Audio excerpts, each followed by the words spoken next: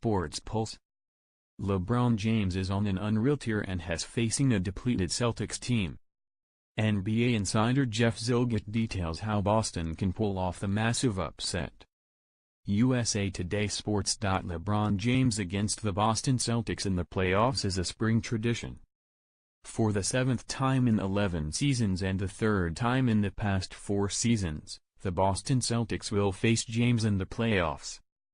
James' teams are 4-2 against the Celtics and he has won the past 4 series, including a sweep in 2015 and a 4-1 victory in last season's Eastern Conference Finals.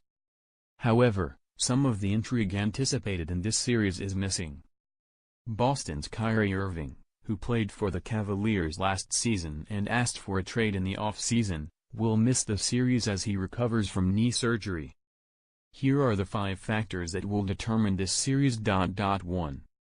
LeBron James vs. the Celtics. James has played the Celtics 34 times in the playoffs, more than any other team, and created some of his most memorable playoff performances against Boston. He has scored at least 30 points in 20 of those games, including 2 45-point performances.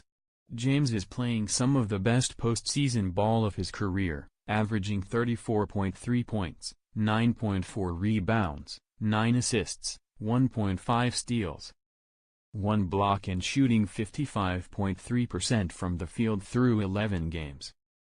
The Celtics have their hands full. LeBron is on just a ridiculous run of play, Celtics coach Brad Stevens said. We know it will be quite a challenge. Who will guard James? That's a tough task for any player, especially if it ends up being second-year guard forward Jaylen Brown or rookie forward Jason Tatum. Marcus Morris and Al Horford could get time on James, too. More NBA. Point 2. Can Boston's defense stop Cleveland's offense?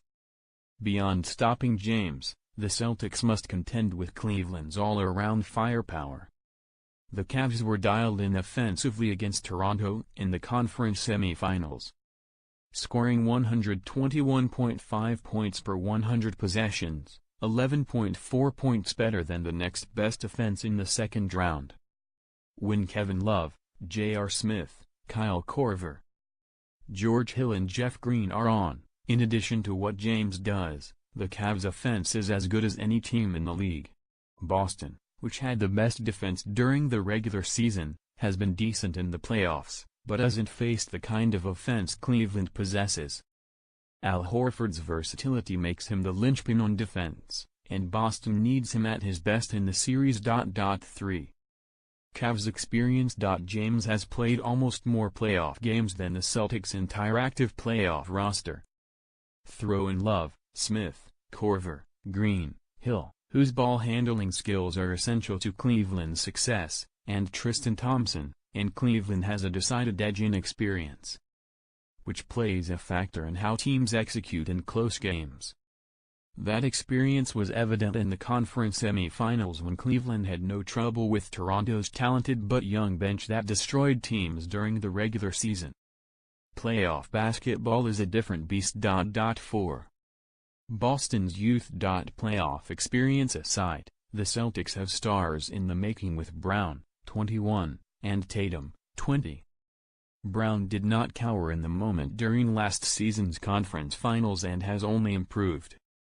He's averaging 16.9 points and shooting 48.7% from the field and 41.5% on three-pointers.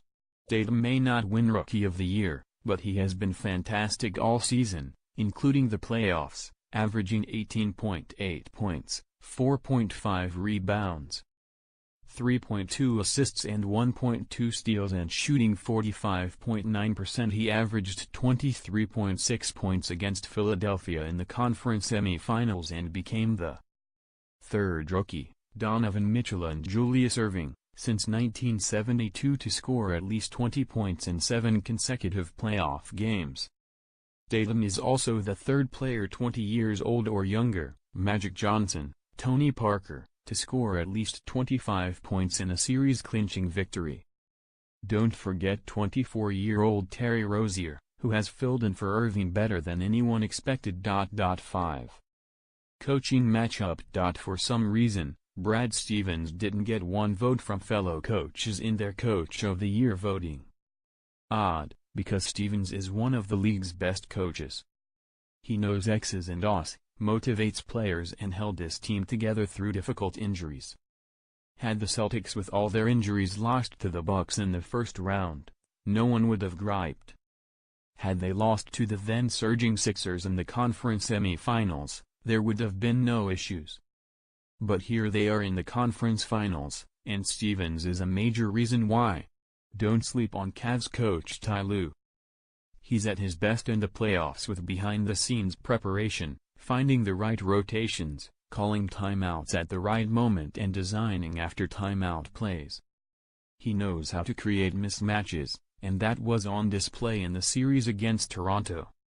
When the Cavs have time to zero in on a single opponent, Lue and his staff create solid game plans to try and take away what the other team does best.